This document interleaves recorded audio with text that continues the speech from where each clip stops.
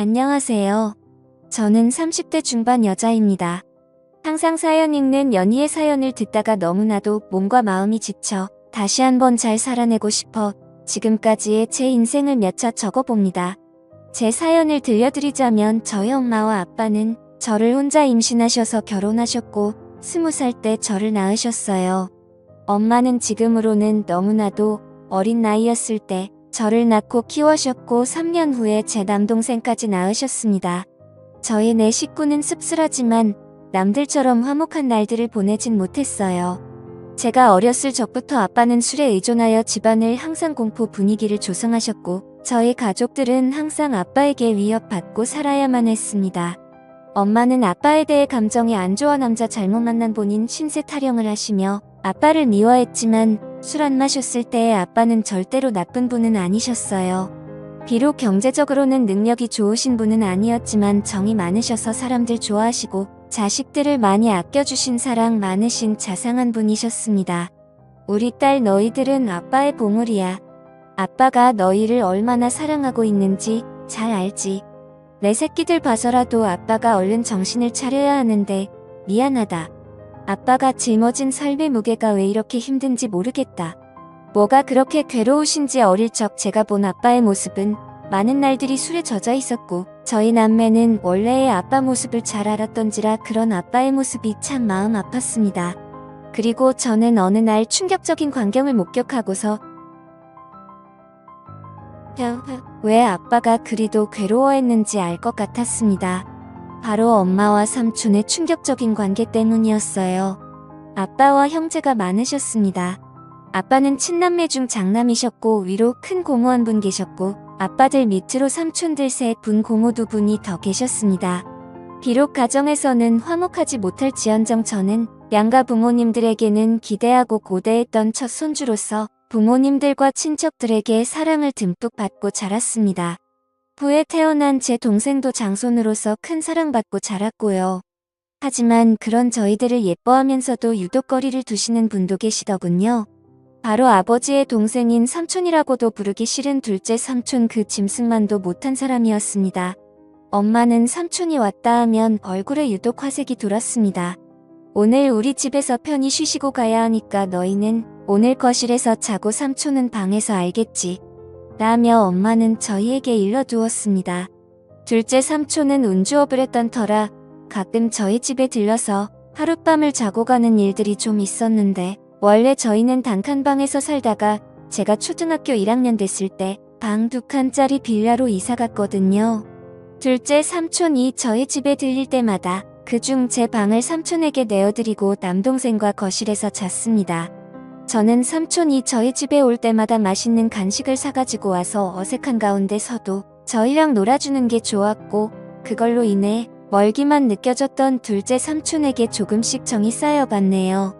둘째 삼촌이 올 때마다 아빠도 술을 안 마시고 부모님들도 간만에 분위기가 화기애애 좋아져서 한때 저희는 둘째 삼촌이 오기만을 기다리기도 했습니다.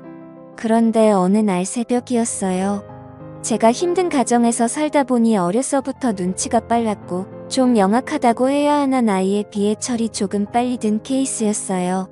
당시 동생은 자고 있었고 그날따라 이상한 느낌을 본능적으로 느꼈는지 새벽에 눈이 번쩍 뜨이더라고요. 그런데 마침 엄마가 화장실에서 물 내리는 소리와 동시에 나오는 것이었습니다. 아직도 안 잔다고 뭐라고 잔소리할까봐 저는 얼른 눈을 감아 잠든 척을 했는데 이상한 일이 일어났습니다. 저희를 가만히 보시다가 조심스럽게 몸을 움직이며 안방이 아닌 바로 삼촌이 자고 있는 제 방으로 들어가는 것이 아니겠어요. 어린 나이임에도 불구하고 저는 그게 심상치 않은 일임을 본능적으로 알았습니다. 저는 순간 등이 쇠해지며 무슨 촉이 왔는지 조심스럽게 몸을 일으켜 숨죽여 제 방으로 다가갔습니다. 저희 집 방문이 허술해서 잘 닫히지 않았는데 그 탓에 열려있는 작은 틈으로 저는 훔쳐보게 되었습니다. 그리고 여태까지도 평생을 트라우마로 남은 잊지 못할 그 장면을 목격하게 되었습니다. 형수가 시동생으로서 금기시한 일들을 벌이고 있었습니다. 저는 너무 놀라 어떻게 해야 할지 그 자리에서 얼어붙고 말았습니다. 그때 거실에서 동생이 제가 곁에 없자 허전했는지 음하며 자세를 뒤척였고 이 소리를 들었는지 그들은 모든 행동을 멈추고 엄마는 재빠르게 옷매무새를 가다든 거군요.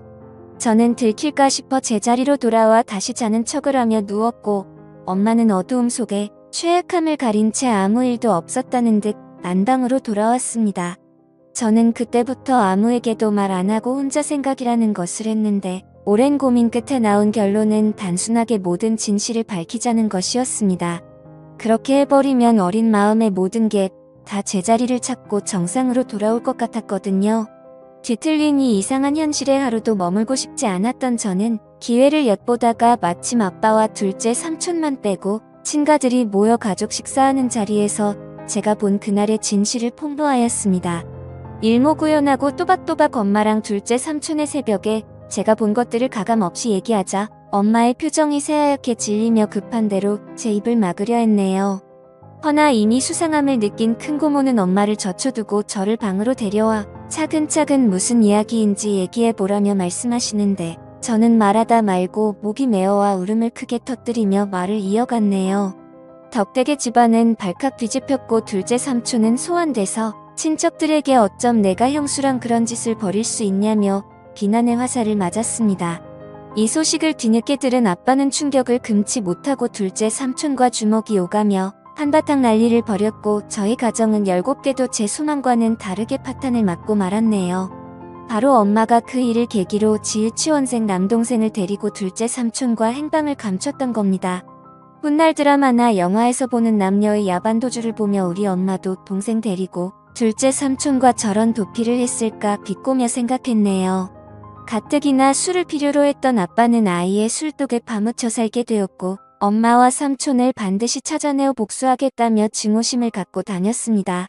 아빠는 늘 술을 취한 채 정신적인 고통을 이기지 못하고 자고 있던 저를 이불에 쌓아 조수식에 태우고 어디에 있는지도 모르는 그들을 찾으러 나섰고 그럴 때마다 저는 두려움에 떨어야만 했습니다. 지금 생각해보면 아빠는 저의 폭로가 원망스러웠는지도 모르겠어요. 눈 감고 귀 닫고 모른 척했으면 어쨌든 불행한 가정이 남아 이어올 수 있었을 텐데 그걸 폭로함으로써 파국에 치닫게 되어버렸으니 다 제 잘못이라는 생각이 들었습니다. 이럴 줄 알았으면 얘기하지 말 걸 그냥 아빠를 속이고 모둘리 속일 걸 진실을 알리는 것만이 꼭 올바른 게 아니라고 생각했네요. 다행히 두어 달이 지난 후 엄마는 집에 동생을 데리고 들어왔고 간만에 엄마를 본 저는 그간 마음고생한 게 싹 치유되며 깊은 안도감을 느꼈습니다. 오랜만에 동생을 봐서도 너무 행복했고 돌아온 엄마로 인해 아빠의 상태도 좀 나아진 것 같아 행복했습니다. 다만 제게 엄마가 사라졌던 우유주는 남았습니다.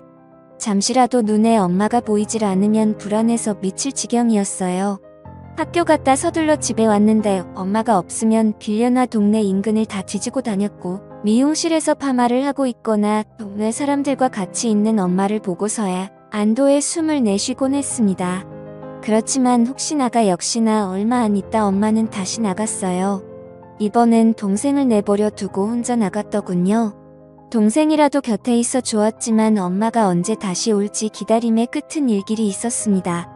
아빠는 행여 엄마한테 연락이 오면 아빠한테 바로 전화하라고 했고 그 사이 저희 동네에서는 소문이 나돌았습니다. 저희 엄마가 바람나서 집을 나간 것 같다고요. 툭하면 애 엄마가 보이질 않으니 그럴 수밖에요. 저는 저희에 대해 함부로 말하는 동네 사람들이 너무 싫었습니다. 다 알고 짐작하면서도 모르는 척 확인사살하려고 저와 마주치면 꼭 웃더군요. 너희 엄마 이번에 너희 두고 또 나간 거 맞지 않니? 세상에 어떻게 자식들 두고 모질게 나갈 수가 있어. 내가 다 맘이 쓰이네. 득짓짓 불쌍한 것들. 우리 엄마 그냥 멀리 돈 벌러 갔어요. 우리 가족에 대해 함부로 말하지 말아요. 라고 돌로 대며 쏘아댔지만 속으로는 가슴에 피 멍들어 찢어지게 울곤 했네요. 아빠는 결국 가출한 엄마를 포기하고 저희를 위해 시골로 이사를 했습니다. 다 잊고 새 삶을 꾸려보고자 아빠는 1톤 트럭을 타고 소금도 파시고 길고 파시며 저희를 악착같이 키우셨지만 세상은 그리 만만치 않았습니다. 바로 아빠는 큰 병에 걸려버리셨고 끝내는 간경화로 제 나이 18살 때 세상을 등지시고 말았네요. 그때 아빠 살아 생진 모질기만 했던 제 행동이 떠올라 얼마나 피 눈물을 흘렸던지요. 죄송하고 또 죄송하기만 했습니다. 아빠가 돌아가셨어도 엄마랑 삼촌은 잔인하게도 콧대기도 비치지 않더군요. 아빠를 배신하고 어디서 둘이 그렇게 잘 먹고 잘 사는지 나중에 반드시 찾아가 이 아픔 그대로 돌려주리라 다짐했네요. 저희는 살기 위해 할아버지에게 맡겨졌다가 성인이 된 후 따로 근처에서 독립을 했습니다. 그리고 시간이 흘러 동생이 군대 갈 때쯤 저 역시 직장을 구해 대도시로 나왔고 또 다시 현실에서 적응하고 있을 무렵 난데없이 엄마 동생인 오랫동안 왕래 없던 외삼촌이라는 작자한테 연락이 닿았네요. 그간 잘 지냈지? 내 아빠 그렇게 되고 동생 건사하느라 네가 누구보다 힘들었을 텐데 내 마음이 다 안쓰럽구나. 고시원 좁고 답답할 텐데 내가 보증금을 좀 대줄 테니 어디 원룸이라고 들어가 살지 않겠니? 순간 의문이 들었죠. 갑자기 외삼촌이 왜 나한테 뭔가 이상해서 좀 알아봤었는데 예상치 못하게도 그간 연락이 끊겼던 제 친엄마가 외삼촌 뒤에 있었던 게 아니겠어요. 저와 동생을 버리고 그놈이랑 살림 차리겠다고 도망가서 정떼며 살았을 땐 언제고 이제 와서 왜 이렇게 호의적으로 나오는지 고맙기는커녕 기가 찼습니다. 아빠와 저희를 배신하고 그 짐승 같은 둘째 삼촌놈이랑 도피해서 얼마나 잘 먹고 잘 살았는지 확인해봤더니 야 이게 웬걸. 어느새 남자를 갈아치워버렸네요.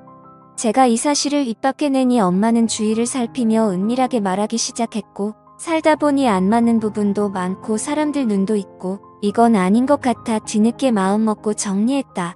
지난 세월 죄책감 떨치고 새 인생 살고 싶어 너하고도 연락 안 한 거다 라고 합니다. 순간 뭐지 싶었네요.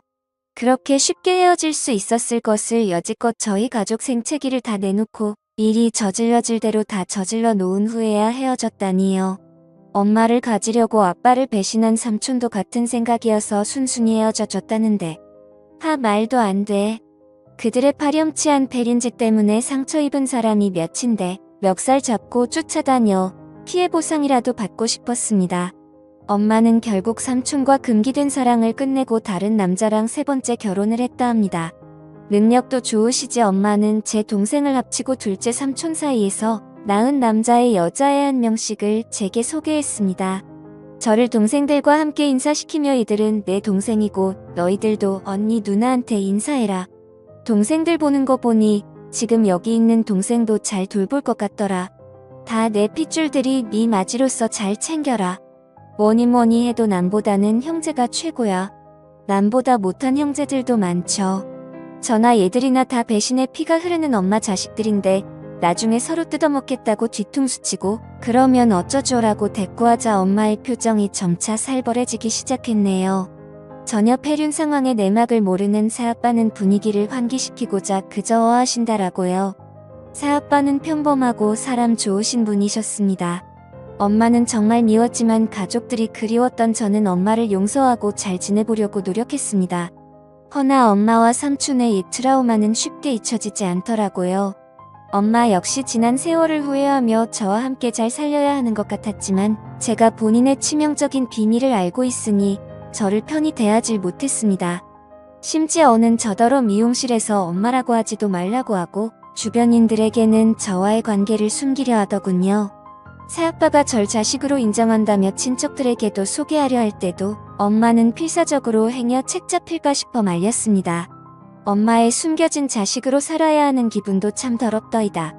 더러운 놈의 둘째 삼촌 자식들은 엄마 거리며 당당하게 살고 있는데 우리 아빠 자식이었던 전 왜 숨겨져야 하는지 감정의 분노가 스밀스밀 살아났습니다. 더욱이 참을 수 없었던 건 엄마는 술 한잔만 하면 꼭 아빠의 욕을 했는데 난 네 아빠가 아직도 지긋지긋해. 난 O형인데 왜 니들은 니들 아빠처럼 A형이냐고. 너나 네 동생이나 아빠 너무 쏙 빼닮아서 싫어. 처음부터 내 손으로 쭉 키운 내 새 동생들한테 정이 더 가더라고. 왜 같은 손가락이라도 더 아프고 덜 아프고 하잖아. 네가 차별받는 것도 다 네 아빠 탓이고 내가 삼촌과 불륜 저지른 것도 다 네 아빠 책이냐. 알아. 내 아빠 결혼 자체가 나한테는 일평생 지옥이었다고. 삼촌과의 불륜을 저지른 건 모두 다 아빠 잘못이라고 떠넘기며 책임을 짐지우는데 사마 고인이 되신 분을 욕보이진 말라고 소리를 질렀습니다. 참을 수가 없었습니다. 저는 결국 엄마를 용서하지 못하고 자리에서 일어나 엄마에게 마지막 인사를 했네요. 이제 도저히 못 들어주겠다. 엄마한테는 최악의 남편이었을지 모르겠지만 나한테는 우리한테는 최고로 좋은 아빠였어. 이제 더 이상 엄마 못 볼 것 같아. 우리도 그만하자. 엄마와의 지긋지긋한 인연이야말로 끝내기로 맘먹고 절연을 선언한 후 다시는 엄마를 보지도 찾지도 않았습니다. 여기까지가 제 사연이었습니다. 제가 너무 정리 안 되게 보내드려 죄송하네요. 제 동생과의 사연이 하나 더 남았는데 그건 다음에 들려드릴게요. 제 사연 읽어주신 분들 정말 감사드리고요. 여러분들은 아름다운 세상에서 머무시길 바라며 모두 행복하셨으면 좋겠습니다. 감사합니다.